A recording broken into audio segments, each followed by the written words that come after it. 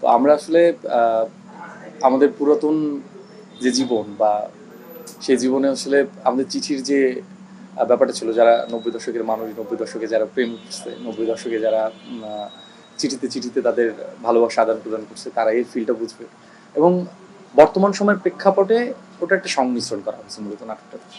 গল্পটা খানিক ব্যক্তিগত, সেটা নিয়ে আসলে কথা না বলাই শ্রেয়। তবে হ্যাঁ, চিঠির অভিজ্ঞতা আমার হয়েছে এবং খুব ভালোভাবে হয়েছে।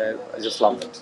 ব্যাপারটা হচ্ছে যে আমার পাশের বাড়ির গলিতে যে দোকানে চকলেট পাওয়া যায় নিয়মিত, সে চকলেট আর রাস্তার একদম শেষ মাথার কোনো একটা মোড়ের দোকানের চকলেট, দুটোর আলাদা যে শ্রেণী বিভাজন। আমরা যখন নিজেদের ভালোবাসা প্রকাশ করবার জন্য অপেক্ষা করতাম, নিজেদের ভালোবাসা প্রকাশ করবার জন্য আমরা একটা চিঠি পাঠানোর পর 2-3 দিন অপেক্ষা করতে হতো চিঠিটা পৌঁছলো কিনা।